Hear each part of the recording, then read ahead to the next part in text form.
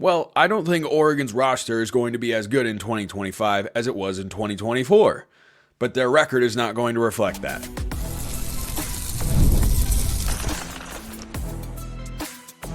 You are Locked On Ducks, your daily podcast on the Oregon Ducks, part of the Locked On Podcast Network, your team every day. Yes, it is that time once again for Locked On Ducks. I'm your host, Spencer McLaughlin. Thank you so much for making this your first listen or your first view of the day. Part of the Locked On Podcast Network, your team every day, and your number one source to stay up to date with the Ducks. This episode brought to you by our friends over at Game Time. Download the Game Time app, create an account, and use code LOCKEDONCollege for $20 off your first purchase. So, is Dillon Thieneman Oregon's biggest transfer? I think so, and I will tell you why. And what is the tight end room like without Terrance Ferguson, who's been a staple for the last 3 years, all on today's show? But we start with Oregon's win total, according to our friends at FanDuel, official sportsbook here at the Locked On Network. They've got Oregon at 10.5, which is the same number they had for the Ducks coming into this season. Now, my record prediction went over because, well, I predicted Oregon to go 12-0, and alas, they did. I have said many times, still continue to feel like, so Oregon team in 25 is going to be good, but doesn't have the same ceiling. But the record is going to be probably in the same sort of range. And I have a hard time seeing how Oregon doesn't reach 10 wins in 2025. Because when you go down the lineup of Oregon's 12 games on the schedule, give me the team. I'm going to read them first. For those of you that don't have Oregon's schedule memorized, I don't yet, but give it a couple weeks and I probably will. I'm going to go down and read every team. And just off the top of your head, maybe you don't follow college football as closely as I do. Well, at least I hope not, because it's kind of my job to. Tell me who you think has a better roster than Oregon. Now, a better roster does not automatically mean Oregon wins the game. But it does mean that if that team's going to win, they're going to have to do a heck of a coaching job, or the Oregon staff would have to do a really poor coaching job, a la Oregon State 2022 or Ohio State losing to Michigan 2024. Montana State, that's an FCS school. Oklahoma State, Northwestern, Oregon State, Penn State. There you can make the argument. I don't know that it's definitive, but you can certainly make that argument right now. Penn State's got a better roster than Oregon going into next year. I'm not going to push back majorly on that. Indiana, losing a lot, resetting a quarterback. Rutgers, Oregon goes to Piscataway next year, by the way. Wisconsin, Iowa, Minnesota, USC, Washington. Which one? Which one stands out as, it's clearly Penn State? Okay, yeah, sure. But is Iowa a tough place to play? Yes, but that environment is tougher than the team itself. So, while I don't have the same national championship expectations for Oregon next year, 11 games feels like the ceiling, and that it's incredible. No, 12-0 is the ceiling. 11-1 feels very attainable. The floor to me still, again, as it was this past year, sits at 9-3 for me, because Oregon's still going to have one of the 3 to 4 best rosters in the Big Ten. And I don't think Washington in 1 year is migrating up to Oregon's level and overcoming 28 points in terms of roster talent across the board. They've added some good pieces. Tacario Davis is a really good corner that they brought up from Arizona. USC is definitely not there. Minnesota, Iowa, Wisconsin, no. Indiana, again, no. Rutgers, no. Oregon State, Oklahoma State, Northwestern, Montana State. I don't see it. I don't see it out there. So my optimism for 2025 is, hey, I expect Oregon to have a chance. The schedule is breaking in their favor here. I'd almost rather this be a murderer's row sort of schedule so that I could have even lower expectations, just kind of cruise through the season, take anything that's good, and load up mentally for 2026 as a true national championship rebuild, not rebuild, but reload sort of season and have a better shot in that campaign. But I think Oregon's win total is the same as it was last year, because you just go down the lineup and missing Michigan, nice tongue twister I devised for myself there, and Ohio State, that's a pretty significant break. And yeah, Oregon's resetting a lot, but they're not resetting with an utter lack of talent. The transfers they've brought in aren't brand new guys or untested players. They're going to be untested players at some positions, defensive back and wide receiver, and quarterback as well. Dante Moore has not started a full season, but he's got some experience. It's more Loki in it's more Loki's experience on Earth than Dylan Gabriel at Oklahoma last year. But I like where Oregon is at schedule-wise and roster-wise compared to all of those teams. And I touched on this yesterday. And by the way, Vegas has got a secondary level of faith in Oregon they've demonstrated, which is they're the number 2 team to win the Big Ten, as they were last year, behind Ohio State. Oregon's at plus 240. According to FanDuel, Ohio State is at plus 155, which is crazy low, but Ohio State should again be very good. But Ohio State's also losing a lot. Like a lot. But they're both significantly ahead of Penn State, who plays both of those teams, by the way. And Penn State's at plus 410. So FanDuel thinks that the gap between Oregon and Ohio State is smaller than the gap between Oregon and Penn State, and that there's still an advantage there. I don't necessarily share that opinion, but Vegas usually knows. Not always, but usually does indeed know. I wanted to touch on something that I didn't fully expand upon yesterday in ESPN's projected playoff that got released. Their conference champs were Georgia, Penn State, Utah, and Louisville. Those are going to be tough. Let's just say tough battles. Louisville's schedule is also not the easiest in the world. But the other teams, Bama, Texas, Notre Dame, Michigan, those would be the 4 teams getting a home playoff game. And then Ohio State, LSU, North Carolina, Boise State. Boise State, of course, being the Group of 5 team in there. But I want to talk about those middle 6 teams, the at-large. Because if Oregon doesn't win the Big Ten next year, and that's a rather challenging thing to do, you don't see a lot of run. I mean, Michigan, I suppose, had a run, and Ohio State had a run. But given that those 2 programs both exist and both should be very good next year, winning the Big Ten 2 years in a row, boy, that's going to be a challenge. So let's say that doesn't happen and Oregon's going for one of those 4 at-large home playoff games at Autzen Stadium, which would be phenomenal, by the way. Bama, Texas, Notre Dame, Michigan having those spots. I take Oregon over Michigan right now, though I think the Wolverines can be good. They have more questions at quarterback than Oregon does by a long shot. They brought in a transfer from Fresno State, but if he starts, the question is, it's going to be Michael Penix with the Falcons. Hey, when's the young guy coming in? Because any mistake or any bad game that guy has, they're going to be going, hey, can we just play the young guy here? Notre Dame resetting at quarterback. Texas doing kind of an Oregon Dante Moore, where we've seen glimpses, but not a full season's worth of what the backup can be. That's Arch Manning. And then Alabama also resetting at quarterback. So this is perhaps the biggest advantage that Oregon has going into a year where they're resetting at a lot of key spots, including quarterback. Everybody else kind of is too. That's just what college football is right now. And I don't look at those 4 programs going into next season, which I talk about plenty, all of them on Locked On College Football. I don't look at them and say they're leaps and bounds ahead of Oregon. North Carolina being in the playoffs is wild, by the way. No, just absolutely no.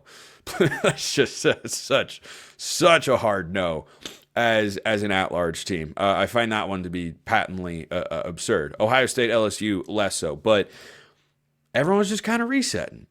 So maybe Oregon resets better. It's going to be, in many ways, a battle of coaching wits. Who can put on the best coaching performance next year? That is who is going to make up the majority of the playoff. It often does, but this year I think you saw the year of the roster. Oregon's roster had a bunch of returners. Ohio State's did. Tennessee was a very veteran roster as well. Indiana had, I think, a lot of seniors that they graduated. Texas had plenty of veterans and returners. Next year, I think it's going to be about how do coaches adjust and get themselves into position to have a home playoff game. I would love for Oregon to have that, and I would love to attend that game as well. But we'll just have to wait and see. Let me know your thoughts in the comments below. Is Oregon a lock to win 10-plus games again in the Dan Lanning era, which they've done every season so far? I'll tell you one thing I think's a lock. Most important transfer on defense, Dillon Thieneman, the transfer from Purdue. However you pronounce it, you just got to get used to it. Maybe we call him Dillon T. I'm bullish on Dillon T. First, a reminder, this episode brought to you by Game Time. Attending NFL playoff games is an experience like no other, or college football playoff games as well. Energy, excitement, the connection with other fans, that's all unmatched. And if you want to go to one of these games, this year. You've got just the one left to go to, of course, or games in the future. Game Time is the place to go. Game Time makes it even easier to create unforgettable memories with their new feature Game Time picks. Filters out the fluff to show you only the best deals on great seats so you can focus on what matters, being there. And they don't just have sports. I recently saw that Shane Gillis, a comedian who I think is hilarious, is coming to Salt Lake City in March. And I go and look on Game Time, and I've got everything that I want, including all-in pricing, which is my favorite feature, because I don't want to get fooled into thinking, oh, it's only this amount. Oh, they're tacking on fees at the end. No, you toggle that feature on, you see how much the tickets are going to cost you. Made plans with my buddy. We're probably locked and loaded. Take the guesswork out of buying tickets with Game Time. Download the Game Time app, create an account, and use code LOCKEDONCollege for $20 off your first purchase. Terms apply. Again, create an account, redeem code LOCKEDONCOLLEGE. That's LOCKEDONCollege for $20 off. Download Game Time today. Not tomorrow, today. Last minute tickets, lowest price guaranteed. All right, let's hop into the mailbag. YouTube comments, Twitter at @McLaughlinCFB or at Locked On Ducks. DMs and mentions wide open. If you want priority access and other perks as well, go become a Locked On Ducks insider. Link in the description below for a free 14-day trial. Alaska Duck Dynasty asks, how do you think the Ducks would fare with the 3 safety system that Ohio State runs? I know the Ducks don't have a Caleb Downs, and there may never be another quite like him, but the idea of a roving safety covering that zone between the linebackers and deep safety that all those crossers and tight ends seem to slip into is rather appealing. Yes, having one of the best individual players in all of college football is indeed wildly appealing. I think Dillon T is Caleb Downs light, because the athletic traits that Downs has at the safety position and the versatility he shows, you just don't see that in a whole lot of places. For all of those people out there who are in the recruiting rankings are irrelevant, stars don't matter, this, that, and the other thing, I present to you Caleb Downs as one of several data points, or Jeremiah Smith or Ryan Williams, that no recruiting service or outlet or scout is perfect. No one ever has been, no one ever will be. But when they give you these can't miss guys, far more often than not, they are can't miss. Go look at Oregon's 10 highest rated recruits in the history of Duck football. You don't have a lot of whiffs in there. Dacorian Moore is in that bunch, by the way, as the highest rated receiver commit of all time. It's guys like Kayvon Thibodeau. Yep, there's a Justin Flo. There's also Jonathan Stewart, Haloti Ngata, and DeAnthony Thomas. Like, they're pretty good. Those guys are pretty good football players. And I think Dillon Thieneman is going to be an exceptionally good football player. So when I watch the highlights and tape that Thieneman's compiled, or that I should say other people really have compiled, I don't think he needed to necessarily, because everybody watches him play every week. I see a guy that makes plays at all 3 levels. And the last safety I believe that Oregon had capable of doing that at a high end was Javon Holland, who made plays at all 3 levels. He could blitz, he could tackle in space, he could cover, he could be rangy and play over the top. My favorite highlights that get me excited about Dillon T on the back end is when he ranges over and intercepts a ball thrown to the sideline. I literally cannot remember the last time a quarterback on the other team, someone could think of the highlight if you want. I remember this stuff in a crazy, weird way, but I don't know the last time you had a ball thrown to the sideline and a safety was able to roam over and either intercept the pass or knock it away. And this is something that was a big talking point, of course, coming out of the Rose Bowl loss to Ohio State. The safety play was not good enough. And it was something that I kept watching as I continued viewing the rest of the college football playoff, because when I watched defenses like Texas with Andrew Makuba, who Oregon wanted last year in the portal, or the guy, I forget his name, on the back end of Notre Dame's defense, there were playmakers all over the field that were, I mean, it might have been the same guy each time, because I wasn't tracking all the numbers and such. But the plays coming in the open field on the ball from the safeties were numerous, and Oregon just hasn't had that. But Thieneman's a guy that can provide that sort of value while also coming down in the box. He's an excellent form tackler in space. He can hit pretty darn hard. He has good range.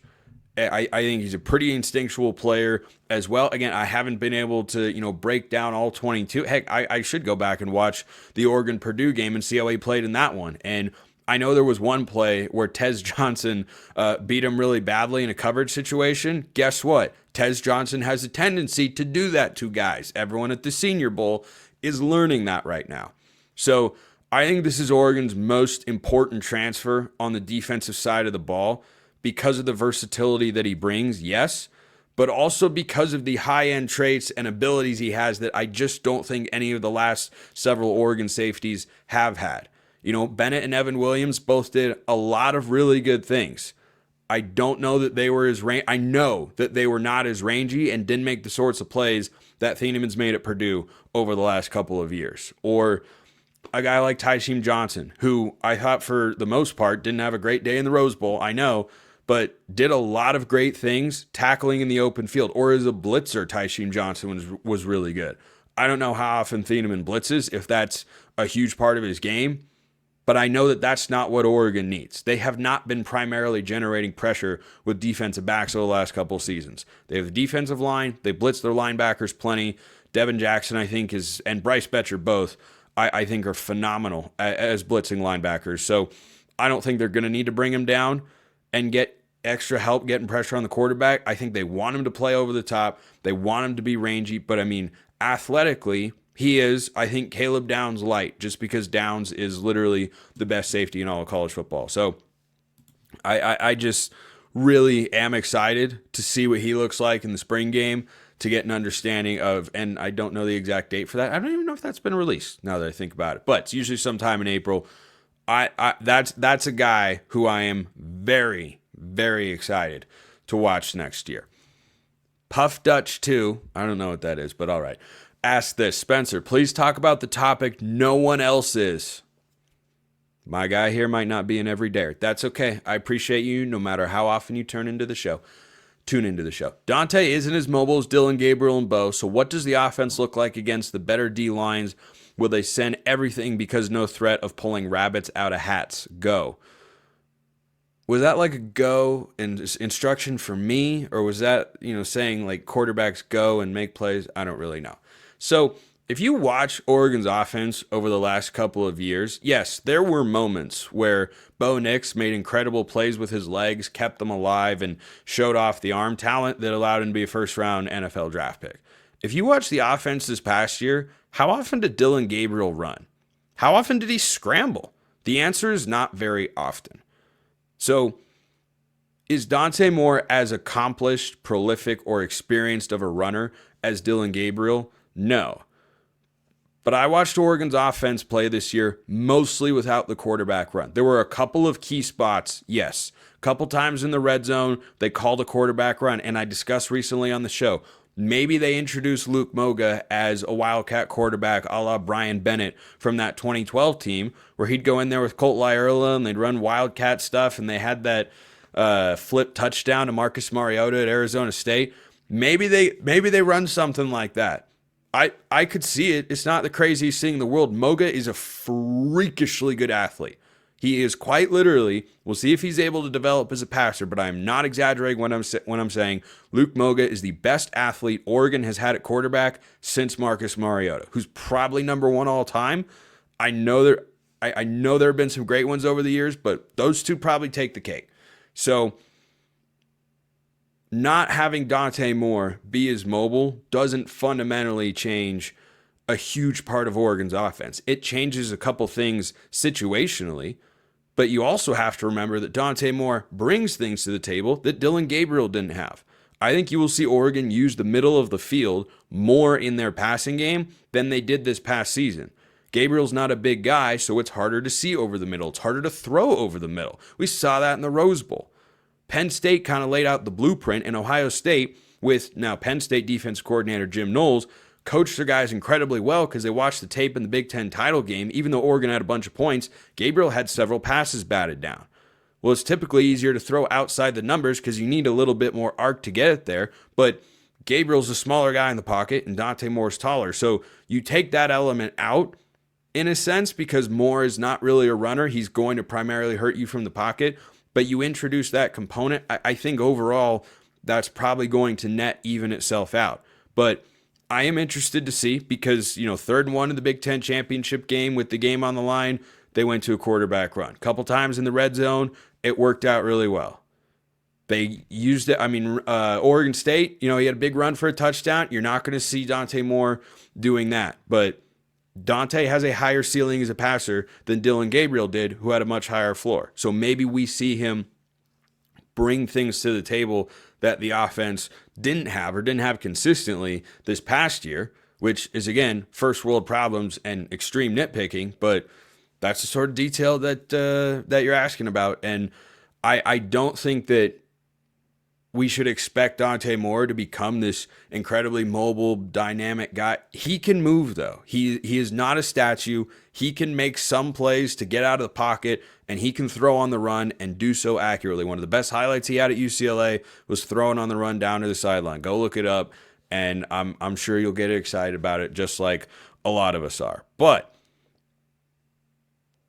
overall, I don't think this is a glaring issue because the quarterback run wasn't such a huge feature of the Ducks offense. It was just selectively they used it here and there. But good question. I like that one. I like one about the tight ends too because I have loved the tight end room for the last couple of years. I still love the tight end room.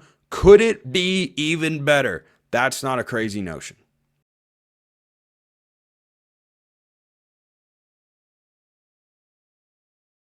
This question came in from John. Let's talk about tight ends. Like you, I've been a big fan of T. Ferg and Kenyon Sadiq these past few seasons. At times this past season, I felt like our tight ends played a key role in helping us win close games, such as a crucial 4th down to T. Ferg against Wisconsin, the role both tight ends played in the Big Ten championship game against Penn State. Fully agree. Shout out the big receiving targets who are open more often than not. Against Ohio State in the Rose Bowl, T. Ferg felt like a steadying force, moving the chains when not much else worked offensively. Correct me if I'm wrong, but I felt like the tight ends could have been more heavily utilized when the Rose Bowl game started to get out of control, especially considering we were without Evan Stewart and Jordan James. Why do we not see more of Ferguson and Sadiq, and what do you expect will change in our approach to the tight end position next season with the departure of Terrance Ferguson and the arrival of Vander Plug? Thanks in advance, and go Ducks. So, lot there, plenty of information. I'm all for informed questions just like this because I don't think there's anything in there that really got missed. Now, I felt the lack of a play or two to get Kenyon Sadiq the ball was a variation, or not a variation, was stepping outside of what Oregon's offense usually was. When you watch games like the Big Ten championship or what was another one? Purdue. It felt like early on, Michigan was another example. It felt like early on in the game, they tried to just get Sadiq the ball, at least to make him draw attention from the defense. I think they tried it once. I still have not gone back, watched the entire game. It's still too fresh. We got to at least turn to February before I can do that. But I don't know that there wasn't necessarily an effort. Oregon's offense wasn't doing a lot. T. Ferg did have, I believe, Oregon's first down of the game. But just because it wasn't happening doesn't mean they weren't trying to get the ball to those guys. It's not as if they were keeping them in to block the whole time. They were mostly going 6-man protections with 5 offensive linemen and a running back and having a tight end be somebody in the route concept. And Ohio State just covered them really, really well because Caleb Downs and others are really good football players. So I think that one was more about what I've said several times and will continue to say. Oregon just got out-coached in that game, and nothing worked because Jim Knowles had a better game plan and better play calls in the moment. Will Stein couldn't come up with the counters the way that he did in the first go-round. So, yeah, that's on the Rose Bowl. As for next year, there's a serious possibility that this tight end room can be better than what Oregon had this past season. And I loved the tight end room. And what I predicted before the year, I think came to pass, which was by the end of the season, Kenyon Sadiq will be the number 2 tight end, and he'll pass Patrick Herbert on the depth chart. I think we saw that happen, especially by the Big Ten championship game. I mean, the last target I think Patrick Herbert really had in a big spot was on a 3rd and goal against Ohio State when Oregon got stuffed inside the 5, which was, as it turns out, a theme going up against the Ohio State defense for everybody this year. But Vanderploeg coming in, a 4-star tight end, the Oregon flip from Washington. He could be one of the guys that has a role. If Roger Saliapaga going into his second year is not back from injury, then Plug perhaps has to be the third tight end.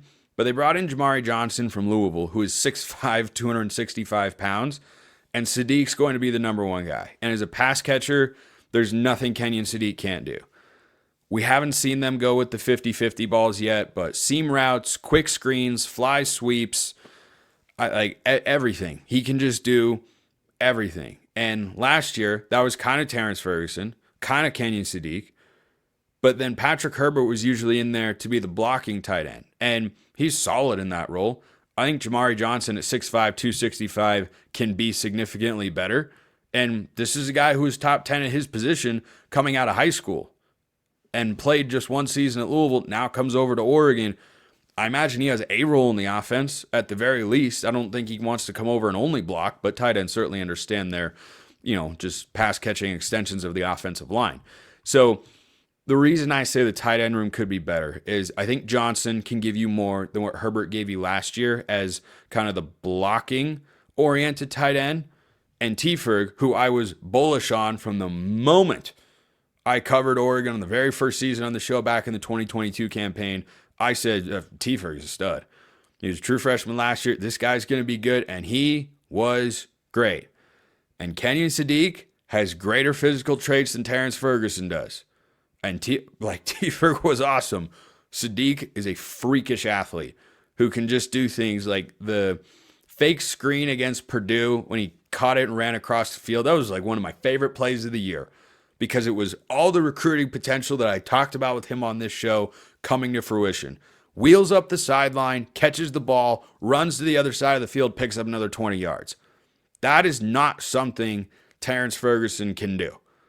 That doesn't mean he is an NFL caliber tight end. He absolutely is. But the ceiling on Sadiq is higher than what T-Ferg had. And that's saying something. So your top two tight ends going into last year were T-Ferg and Herbert. Coming into this year, Sadiq and Johnson.